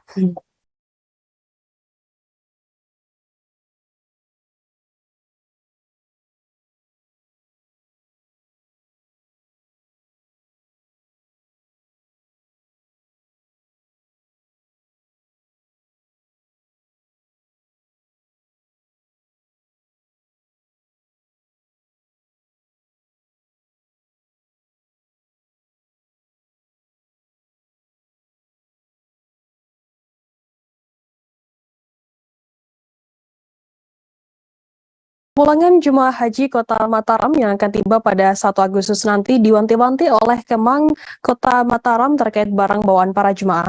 Hal lumrah oleh sebagian besar orang ketika menunaikan ibadah haji akan membawa barang berlebih ke tanah air sebagai oleh-oleh, seperti kurma, air zam-zam, dan perlengkapan ibadah lainnya. Kepala Kantor Kementerian Agama Kota Mataram, Haji Muhammad Amin, menyampaikan sudah mengonfirmasi hal ini pada petugas yang ada di Tanah Suci. Informasi lebih lengkapnya akan disampaikan oleh rekan jurnalis kami dari Tribun Lombok, ada Laila Tuniam yang akan melaporkannya. Silakan rekan Laila.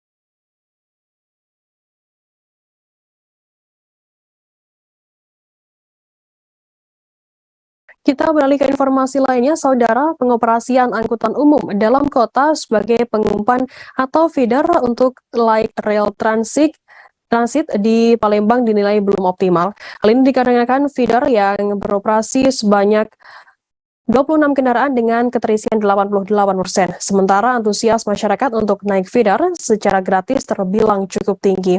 Maka dari itu, Kepala Dinas Perhubungan Kota Palembang merencanakan di tahun 2023 akan ada penambahan trayek baru. Namun hal ini masih dalam rencana. Informasi lebih lengkapnya akan disampaikan oleh rekan jurnalis kami dari Tribun Sumsel, ada Azananda yang akan melaporkannya. Silakan rekan Azan. Baik, terima kasih rekan Firda. Kembali bisa saya sampaikan untuk pengoperasian angkutan umum atau bisa disebut sebagai angkutan feeder LRT ini di Palembang memang dinilai belum optimal. Serta untuk penumpang diperkirakan itu penumpang yang diangkut dari feeder ke stasiun LRT juga terbilang masih minim. Dan menurut Kepala Dinas Perhubungan Kota Palembang, Afrizal juga mengatakan bahwasanya masyarakat cukup antusias menggunakan angkutan feeder gratis ini. Bahkan belum sampai sebulan pun itu total dari masyarakat sudah melebihi angka sekitar 26.800 penumpang yang menaiki angkutan feeder. Lebih lanjut lagi, masyarakat juga pernah berkomentar bahwasanya menginginkan adanya trayek baru, karena pada saat ini atau baru saat ini baru adanya 2 trayek yang berada di Kota Palembang, khususnya untuk angkutan feeder. Jadi bisa saya sebutkan juga untuk trayek pertama itu berada di Asrama Haji hingga ke Sematang-Borang, dan untuk trayek yang kedua itu berada di Perumnas Talang Kelapa dan Asrama Haji hingga ke Talamburu. Kemudian bisa saya sebutkan untuk kendaraan memang terbilang ada sekitar 29, akan tetapi terlihat di lapangan itu yang baru beroperasi itu sekitar 26 kendaraan. Karena bisa diketahui juga bahwasanya sisanya itu sengaja dicadangkan apabila kendaraan atau oplet feeder ini mengalami kerusakan. Dan juga ini dari Bapak Afrizal juga mengatakan bahwasanya di tahun 2023 itu akan direncanakan adanya penambahan trayek baru. Akan tetapi rencana tersebut masih untuk rencana tersebut masih dalam perencanaan, karena memang untuk targetnya nanti itu akan ada sekitar 17 trayek di Kota Palembang, dan itu juga disebutkan bahwasanya akan dilakukan secara bertahap. Nah, dan juga ini untuk tujuan LRT yang biasanya untuk masyarakat itu lebih menggemari atau menikmati menaik oplet feeder LRT. Karena kenapa? Karena angkutan feeder ini lebih ke fokus kepada tujuan mereka ketimbang ke angkutan kereta LRT sendiri.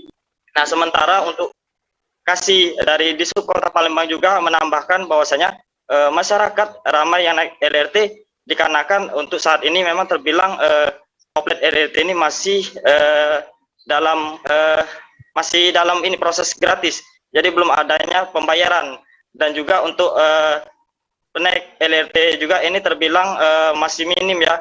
Jadi mereka ini lebih kepada menyukai menaik feeder LRT, karena memang pada lokasi-lokasi tertentu banyak dari masyarakat yang menikmati perjalanan menaiki LRT karena disebutkan juga sesuai dengan tujuan yang ingin mereka tuju ketimbang untuk menaiki kereta LRT. Nah, selain itu juga bisa saya sampaikan menurut dari pemerintah juga sempat bersosialisasi mengenai keberadaan LRT, bahwasanya untuk keadaan LRT ini terbilang agak nyaman dan aman, serta harga tiketnya juga terbilang murah. Akan tetapi untuk pelayanan LRT sendiri ini terbilang masih kurang diminati oleh masyarakat, karena untuk jarak bepergian juga terbilang sangat jauh, karena letak dari rute LRT sendiri ini berada di area tengah kota, dan biasanya juga untuk kendaraan-kendaraan feeder ini biasanya akan ditujukan kepada untuk masyarakat yang untuk angkutan umum yang biasanya tidak beroperasi di area-area pelosok, khususnya di pelosok kota Palembang. Maka dari itu banyak dari masyarakat yang menyukai menaiki feeder outlet LRT ini ketimbang dari LRT sendiri. Mungkin sekian, Firda.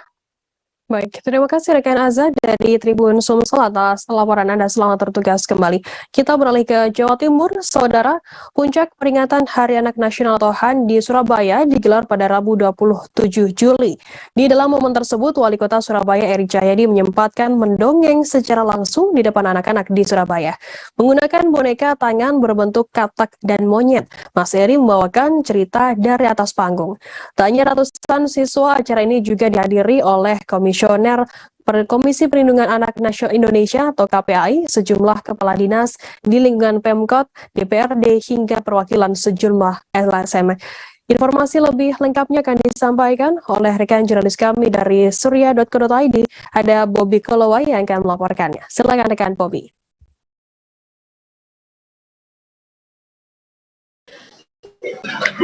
Selamat siang, Firda. Ya, silakan rekan Bobby. Baik. Ya, benar sekali rekan Firda dan Tribuners dimanapun berada. Pemerintah Kota Surabaya baru saja menggelar peringatan Hari Anak Nasional atau HAN tahun 2022 yang diselenggarakan secara gebiar begitu pada hari kemarin, Rabu 27 Juli 2022. Seharusnya ini digelar peringatannya setiap tanggal 23. Namun untuk khusus Kota Surabaya peringatannya digelar pada hari kemarin. Acara ini dipimpin langsung oleh Wali Kota Surabaya Eri Cahyadi dengan dihadiri sejumlah pejabat di lingkungan Pemkot Surabaya serta Komisioner Pelindungan Anak Indonesia atau KPAI. Menariknya, acara ini diisi dengan Wali Kota Surabaya yang secara langsung bercerita atau mendongeng di depan peserta pertemuan yang diantaranya juga dihadiri ratusan anak-anak atau siswa di Kota Surabaya.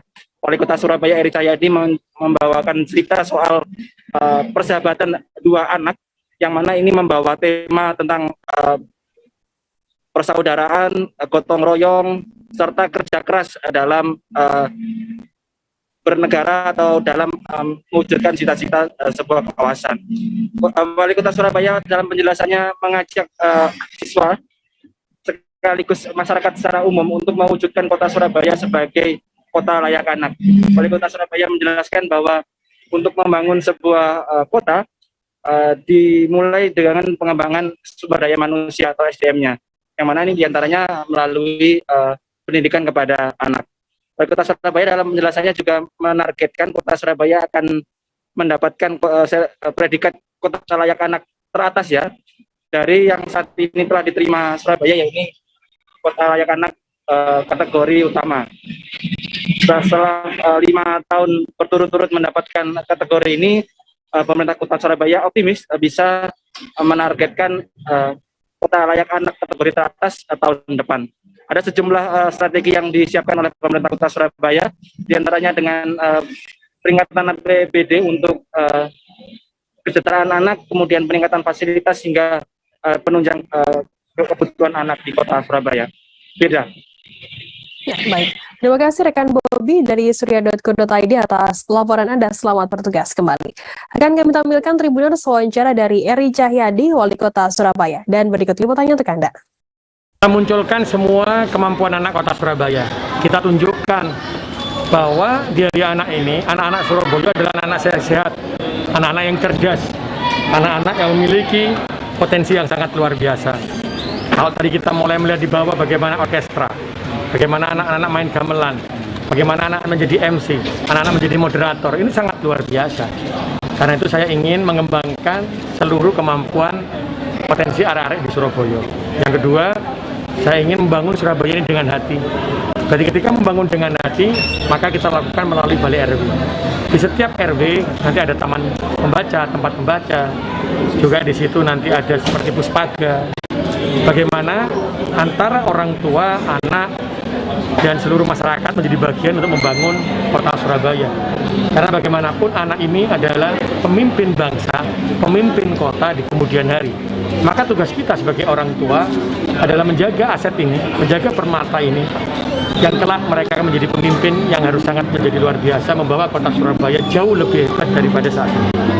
Soal 13 tuntutan yang disampaikan Forum Anak Surabaya tadi seperti apa untuk tindak lanjut? Dari 13 tuntutan tadi itu memang menjadi program pemerintah kota. Saya mau katakan tadi, membangun Surabaya itu dengan Ratusan siswa pendidik maba dan pendidikan pertama Tamtam atau di Mata Angkatan 42 dilantik dan dikukuhkan menjadi prajurit TNI AL. Pengukuhan siswa Sadik 3 Kodik Latal tahun anggaran 2002 ini digelar di Mako Armada 3 Sorong pada Rabu 27 Juli. Prosesi pelantikan dilaksanakan dalam upacara resmi yang dipimpin oleh Komandan Pembinaan Doktrin Pendidikan dan Latihan Tentara Nasional Indonesia Angkatan Laut Legend TNI Marinir Soehartono. Informasi lebih lengkapnya akan disampaikan oleh rekan jurnalis kami dari Tribun Papua Barat, ada Petrus Boli yang akan melaporkannya. Silakan rekan Petrus.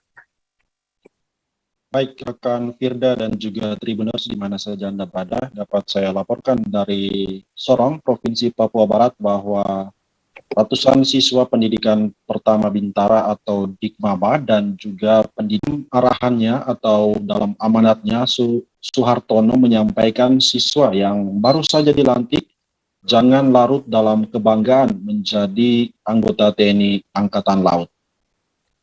Ia juga mengingatkan para siswa agar tidak melakukan pelanggaran ke depan yang menyebabkan kepribadian mereka rusak.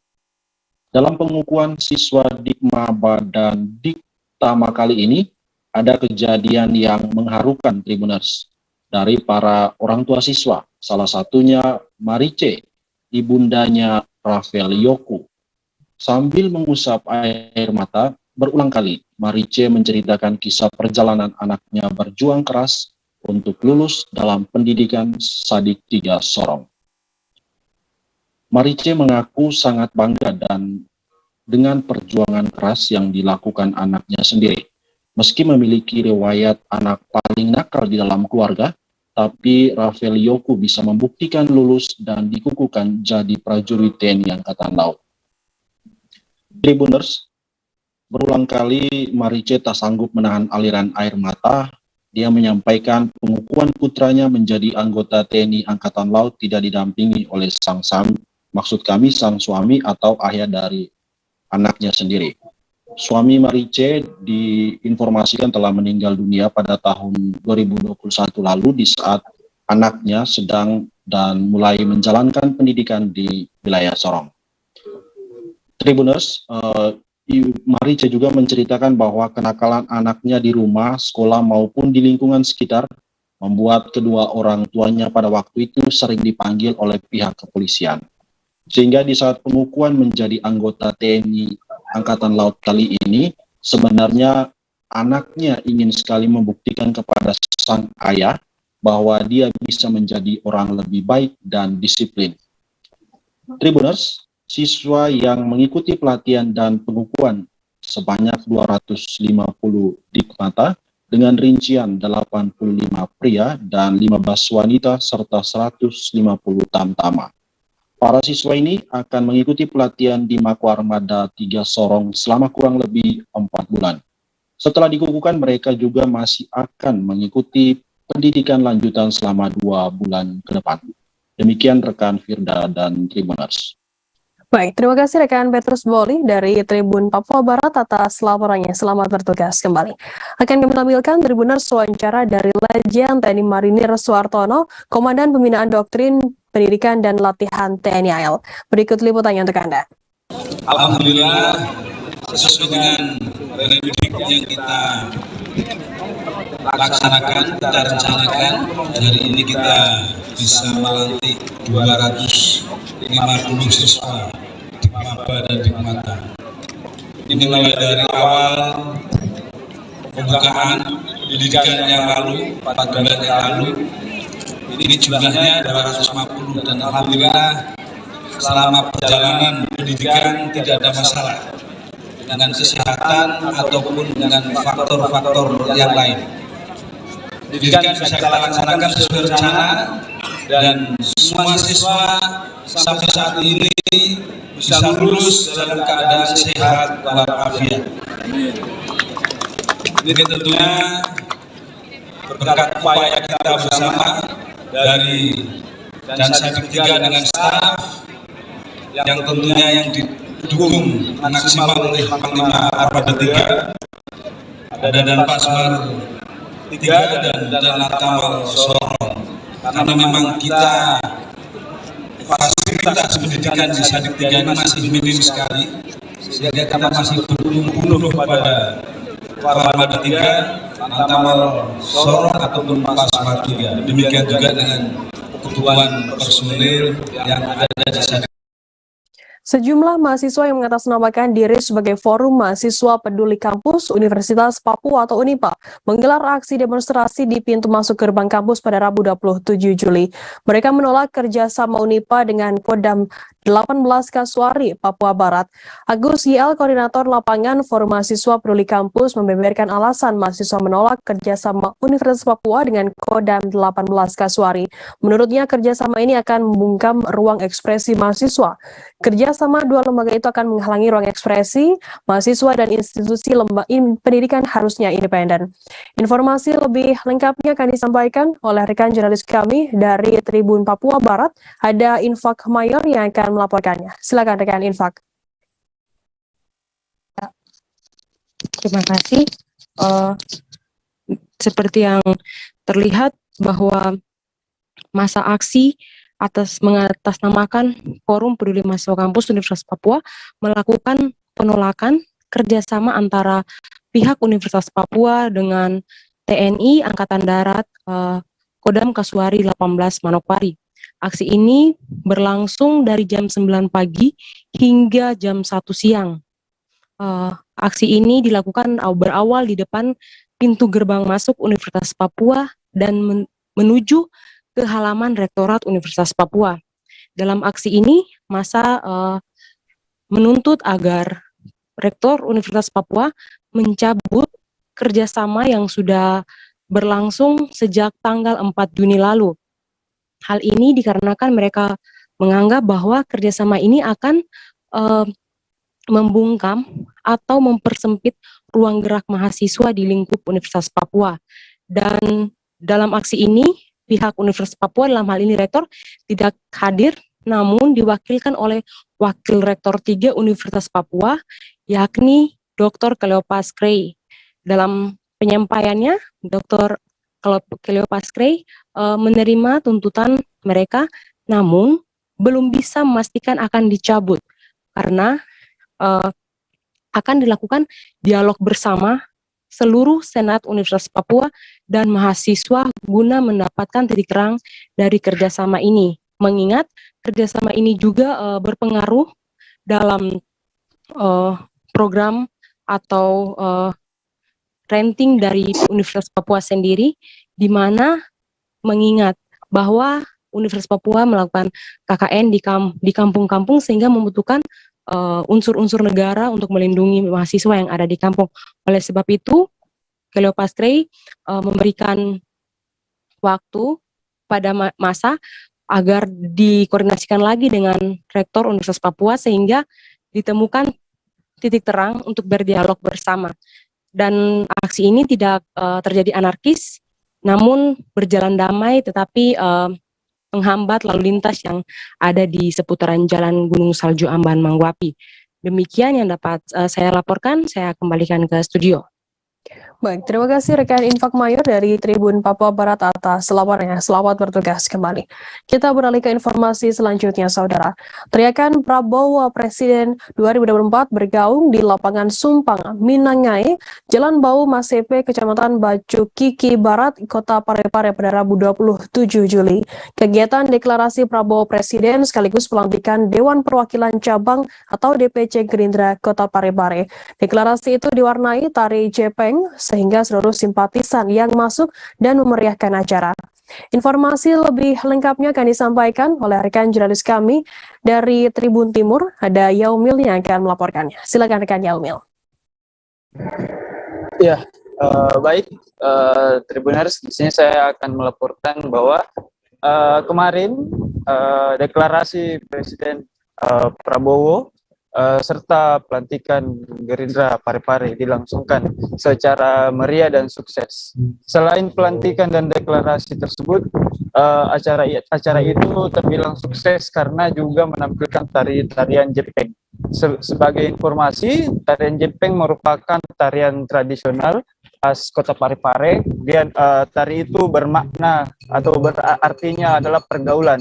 Dalam hal ini pergaulan dimaknai sebagai saling menjaga silaturahmi, saling menjaga kedekatan hubungan antara sesama warga. Nah, sejarahnya sendiri Tribuners, tari Jepeng ini memang dibawa dari atau diserap oleh masyarakat Parepare ini dari Timur Tengah atau dari Arab, karena pada abad 16 dulunya tari-tarian ini masuk ke Kota Parepare, diserap oleh warga, kemudian menjadi kebudayaan masyarakat sekitar. Nah, tari-tarian ini biasa digunakan untuk menyambut kedatangan tamu ataupun ketika ada acara-acara kebudayaan. Nah, memaknai tari Jepeng di acara deklarasi Prabowo Presiden ini, saudara, bahwa di sini ingin memperlihatkan bahwa deklarasi dan pelantikan ini tentunya membawa kegembiraan dan juga saling mendekatkan tali silaturahmi antara warga sekitar, DPC, dan juga tentunya partai yang sedang melakukan deklarasi tersebut. Nah, selain itu, Tribuners, bahwa selain tarian Jepeng, saat deklarasi dilakukan juga terbentang sebuah spanduk besar yang menandai jalannya deklarasi, atau yang menandai deklarasi itu spanduk besar yang bertuliskan Prabowo Ewako. Nah, artinya di situ bahwa Prabowo akan memenangkan ya, atau Gerindra Parepare akan memenangkan Prabowo Subianto sebagai presiden pada tahun 2024. Nah, selain itu Tribuners, acara pelantikan DPC Partai Gerindra di Kota Parepare ini terbilang sangat mewah dan besar. Hal itu disampaikan juga oleh Ketua DPD atau wilayah Gerindra Sulawesi Selatan, Andi Iwan Darmawan Aras, bahwa pelaksanaan pelantikan DPC Parepare ini kemudian menjadi besar dan sukses, mengalahkan pelantikan-pelantikan yang biasa dilakukan oleh DPC lain atau kota-kota lain. Sehingga dia mengatakan bahwa Kota Parepare bisa menjadi epicentrum kemenangan Partai Gerindra pada 2024, pemilu 2024 nantinya. Mungkin seperti itu gambaran besar yang bisa saya beritakan. Benar. Terima kasih rekan Yaumil dari Tribun Timur atas laporan Anda. Selamat bertugas kembali. Kita beralih ke Lombok, saudara. Kepulangan jemaah haji Kota Mataram yang akan tiba tanggal 1 Agustus nanti diwanti-wanti oleh Kemang Kota Mataram terkait barang bawaan para jemaah. Hal lumrah oleh sebagian besar orang ketika menunaikan ibadah haji akan membawa barang berlebih ke tanah air sebagai oleh-oleh, seperti kurma, air zam-zam, dan perlengkapan ibadah lainnya. Kepala Kantor Kementerian Agama Kota Mataram, Haji Muhammad Amin, menyampaikan sudah mengonfirmasi hal ini pada petugas yang ada di Tanah Suci. Untuk informasi lebih lengkapnya akan disampaikan oleh rekan jurnalis kami dari Tribun Lombok, ada Laila Tuniam yang akan melaporkannya. Silakan rekan Laila.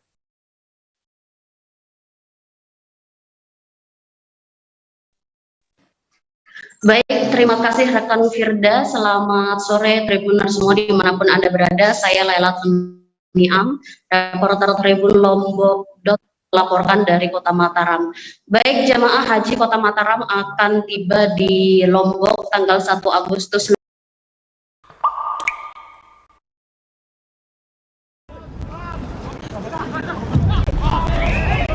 The two bastard. all fucked up. The 4, okay? He wants to, you understand, okay? So, when you're going into him, you go into him properly, okay? Because he's got a lot to say, okay, Dan? You get an opportunity, guys? Yeah? Okay? But properly. And his tackle on him wasn't nice, okay? His tackle on him wasn't nice.